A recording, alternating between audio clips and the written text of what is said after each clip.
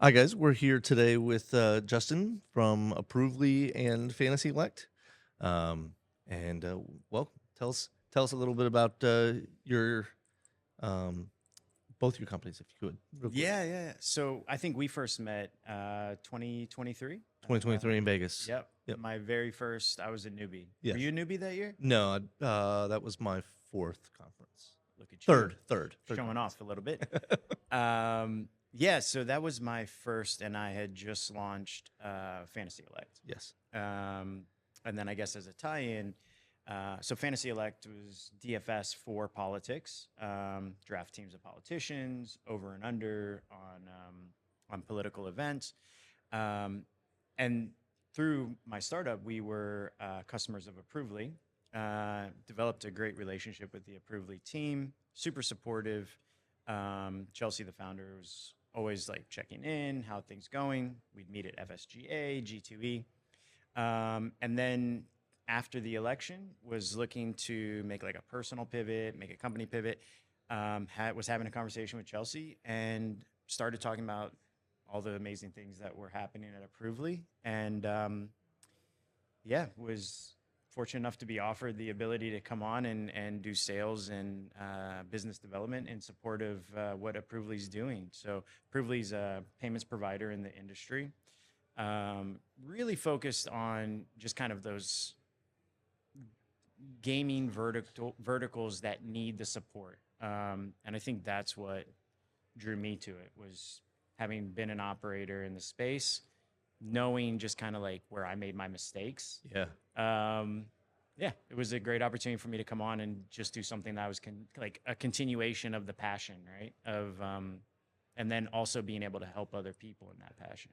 How much do you think having that experience as a founder and operator has helped you in sales and business development for Approvely? Like Yeah, your understanding of your customers and what they need, and sometimes knowing the problems that they're gonna have before they know. it's funny. I was just talking to somebody in the hall. I won't say who it is, but they're a startup and they just launched. And I've been talking to them for a while, since Next in March, Next.io, and he was like, I have some questions about like player acquisition and stuff like that. He's like, but I know that's not really, I don't know if I can come to you with that. And I was like, man, you would be surprised the number of of like people who call me or put time on my schedule to not talk about payments. To Yeah. like, hey, we know, we want to launch this. We want to use Approvely, but also like, man, what do I do about marketing, or what do I do about this? So like, knowing the myriad of mistakes that I made, it's usually just like, well, I did this, but if I had it to do again, I would have done it this way, Mhm. or I wouldn't have done this. I would have done something completely different. Um, so I think it informs everything that I do, to be honest with you, because I'm constantly just trying to like navigate operators away from the pitfalls that I didn't see necessarily, Yeah. so that they can see them, or at least be aware, and they don't have to make any decision I think they should make, but be like, hey, this was a pitfall for me. Hmm. Be aware of it, Yeah. you Yeah. know? Well, I mean, also, like, you want that company to be successful 100%. because that will eventually continue to give you revenue.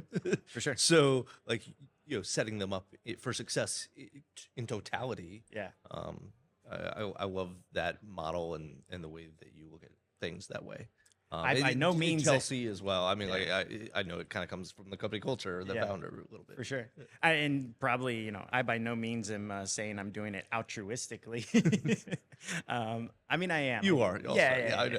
know you. So, I yeah. mean, this is an industry of passion. People Uh-huh. are in this industry because they're passionate about it. They're passionate about what other people are doing. Everybody wants to see everybody else succeed. And yeah, so I think definitely the ethos of our company is like, just be helpful.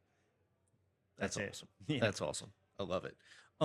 Tell us a little bit about why you wanted to start Fantasy Elect. Yeah. Like, what was it that drove kind of that passion? What were you seeing um, in the world and on social media and stuff? Yeah, so 2023 was when we met. Yeah. I just launched in 2022, just before the midterms, in like super MVP, Hmm. Google Sheets and Zoom calls, basically.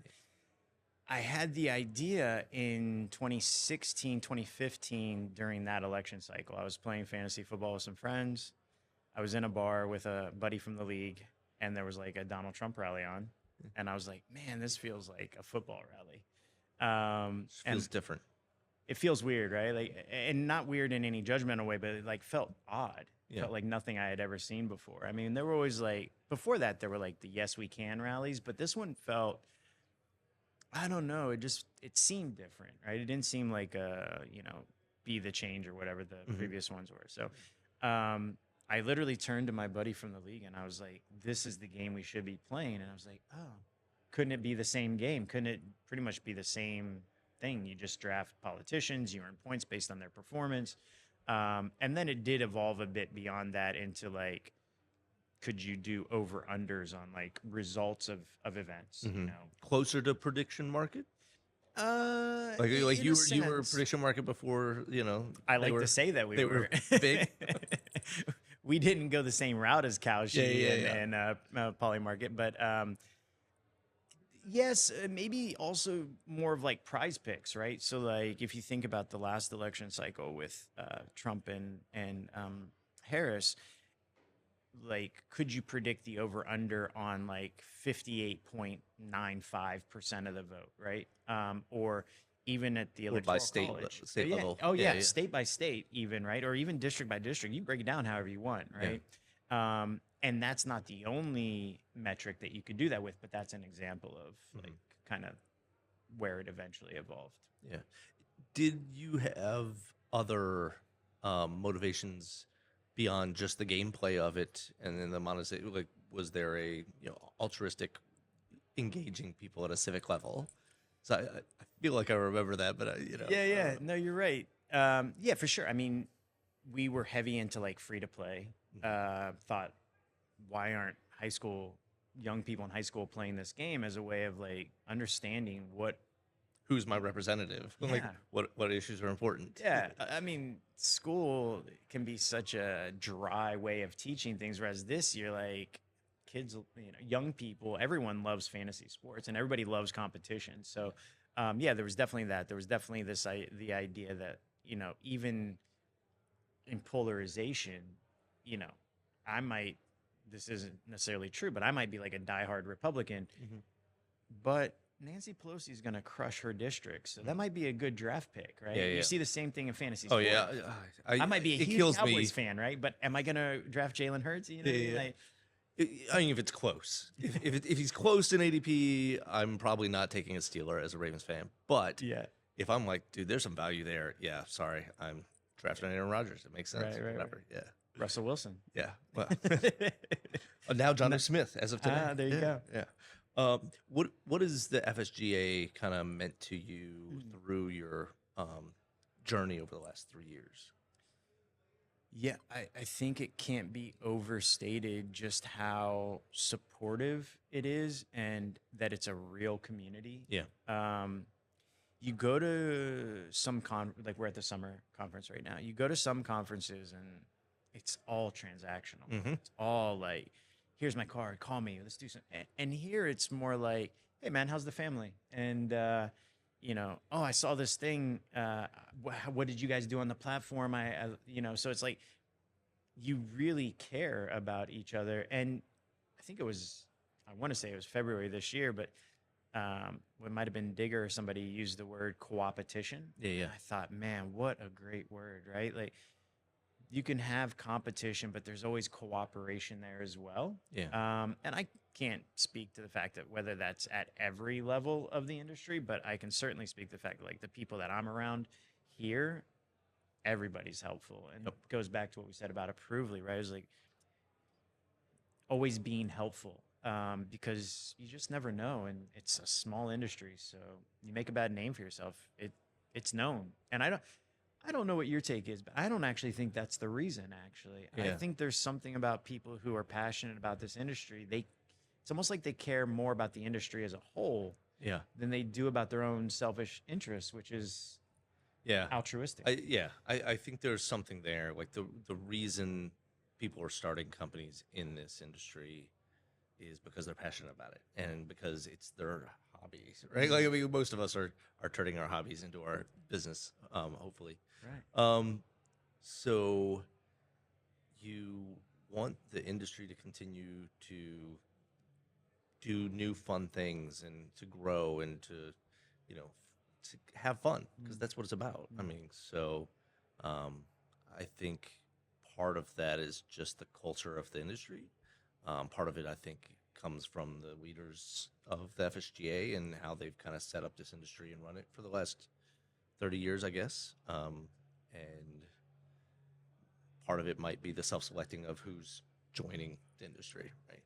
So And it might be like if you come to the first one too, and you're just here for a transaction, and you see that like nobody's not how receptive it's- to yeah. that, you're probably not going to come back to the second one. Yeah. Right. Because if you don't see the value in relationships like that, Mhm. then you're not going to see the value in it. Right. But if you do see how valuable relationships can be, then you're definitely going to be like, oh, I'll next year, the year after, the year after. Right. So Yeah. I think it is self-selecting in some way. That's well said. Yeah. So, you know, those stop coming that are transactional and those that are the relationship based, they're like, oh, this is awesome. Yeah. I'm coming again. You know? Totally. Yeah. Even if you think about it, you know, like I brought my sister the first year. Yeah. Rick's son is here. Yep. Like you see multi-generational, you see a lot of family involvement. It feels like an extended family in a way. And I think you don't see that anywhere else. I think that's pretty magical in a way. It is really cool. I love it. You, we won't get into that fast. Tell me about what you're doing in Austin now with Fantasy Elect and the VC poker tournaments and stuff like that. Like I thought that was like a really cool thing. So yeah, tell us more about that. Yeah, it really And, started. and why you started it. You know, it's crazy. I did start hosting events pretty early on. So I moved from Asia back to the U.S. and then started the company really quickly in Austin, Texas.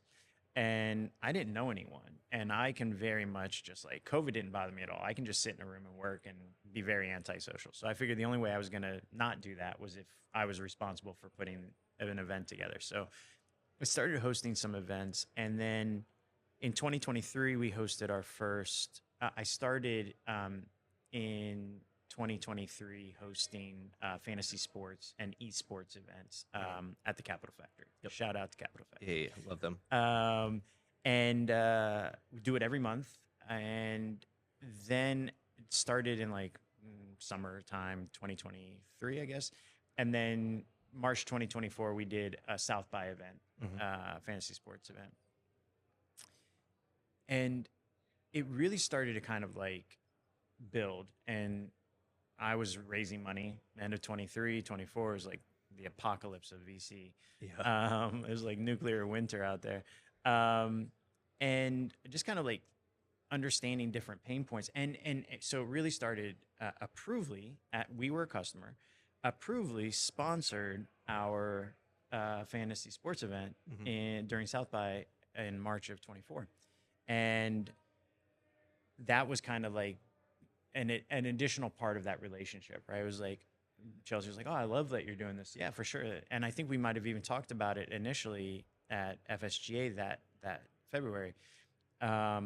So did that. And then it evolved based around like trouble raising money. And so now what we do, in addition to that, when I do another quarterly event where we only investors can enter a poker tournament, and the prize pot, whoever wins the prize pot, before the final table, we have 5 startups come in and they pitch their startup. And then the winner of the prize pot splits the prize pot with the startup of their choice. Just as a gift, it's granted away. There's nothing required in return. And yeah, we've done 4 or 5 of them now, given away, I don't know, tens of thousands of dollars. And it's an amazing event where, you know, we get to, I think investors get a private, they're not being inundated with startups. Yeah. There's only 5 startups in the room, which is another benefit to being a startup that's selected, not just the pitch, but you're the only ones in the room. And they have a table where they get to like put out a demo, or they can put up a screen and show a demo. So it's a really intimate event for the investors, but it's also a way of shining a spotlight on 5 specific startups.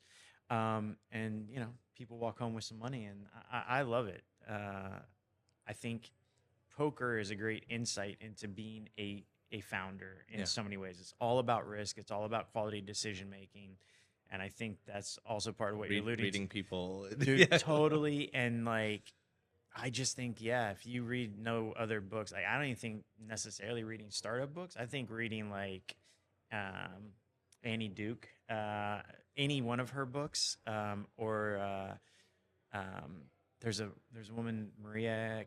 I'm gonna mess the name up. It's like Casabova or something. It's called The Biggest Bluff, and she like just goes from being a journalist to being a professional poker player in this book, and you're like, oh my god. And the insight, like quality decision making, and realizing that the outcome doesn't necessarily, it's called resulting, right? Like, oh, whatever the outcome is determines whether that was a good decision or not. Like, that's not the way it works. Yeah. Things can break against you any number of ways. Was that still a good decision? You need to ask yourself that question, right? Yeah. So I love it. I'm a little obsessed about it. Okay, I was worried for a second because the results based one at the beginning, I was like, no. Like when I play poker, like I can lose a hand and I played it the right way. Yeah. I can win a hand and be like, dude, I totally misplayed that. But like the process is what's important because that's I'm going to be doing it over and over. And as a startup founder, like I need to be focused on getting a good process in place, and hopefully that leads to customers and good business outcomes. But like I don't want to just be out here playing with my investors' money and hoping it goes right, and then if it does, then great, I'm a great startup founder. No. Yeah. Do you ever get frustrated about that too? Like seeing some founders that like just wildly Backed their way into it, irresponsibly yeah. like pushed all in on something, and then Yes. like they crushed it, maybe even accidentally, Yeah. and suddenly they're geniuses. Yeah. Whereas like you're over here being like a good steward, like I have like a 3-4 off suit, maybe I'm not gonna play that one, Yeah. and you're like, well, maybe I should have just pushed all in because it ended up flopping like a straight or something. Yeah. So, but I think that's why I like the poker game so much, is that over the long run, the statistics show who's going to have a better track record. Skill-based gaming, like fantasy. There you go. And Over honestly, the long run, the good players are gonna win more often than That's than exactly not. right. But in a single season, I might have injury luck, and I made a good decision, but then player got injured. That's right. Exactly. And I think that is a differentiator that we should pay attention to, right? Yeah. Yeah, for sure. That's awesome.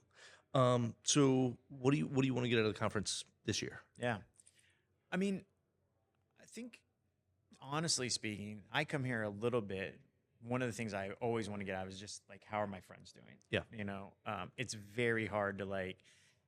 We text once or twice a year between conferences. Exactly. Yeah. Exactly. And so you're a little bit like, oh man, I've been thinking about them, but I just haven't had a chance. So tell me what's going on, And I think one of the benefits of that is like maybe you or somebody will be like, I'm struggling with this one thing, and be like, oh, I know somebody that can, like, I should introduce you, right? So there's a lot of that. Like, how can we just share what we're doing, and then connections are made, right? Yeah. There's also the aspect of like, I'm curious what your thoughts are, but I just want to see what's new, because I, being from the benefit on a Provely side now, and Fantasy Elect, that was like sole focus. I couldn't have told you what any broader trends were in the industry. I I'm focused on building my business. 100%, I'm not right? looking around, being like, yeah. oh, what else cool is out there? Exactly. So now my focus is other people. So I'm consistently like seeing a landscape of things that are coming to me that I'm like, oh, that's really cool. Oh, that's interesting.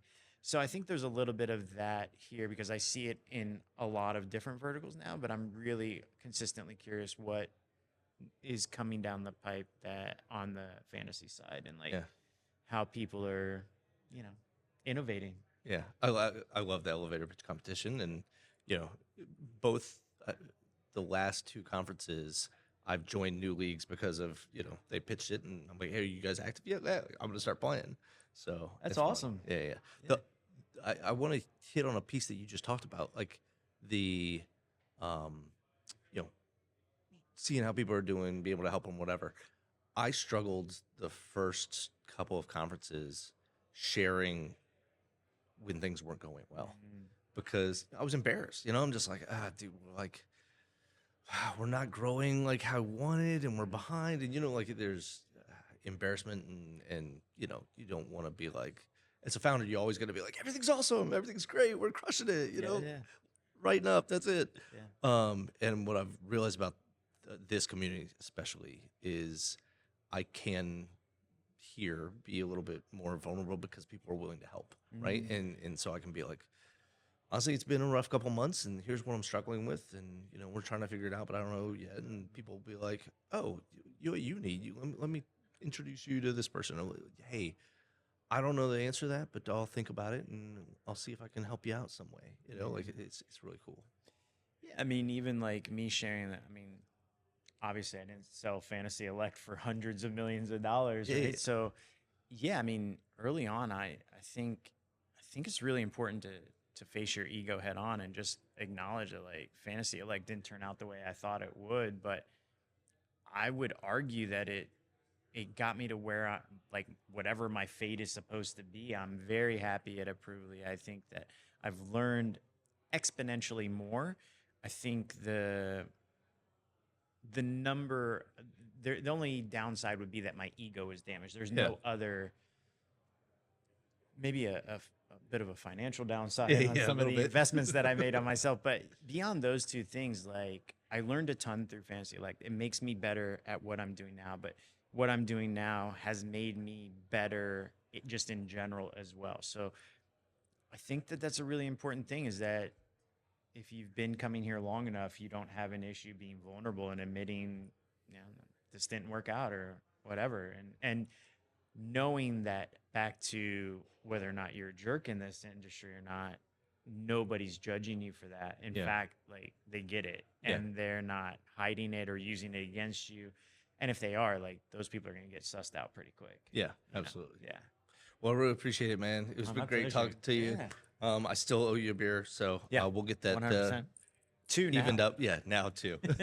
We'll get that evened up after this. Cool, man. It was a pleasure. Yeah, thanks, guys. All right, guys. You want to see more podcasts? Check out the Fantasy Sports Gaming Association website. Hope you enjoyed it. See ya.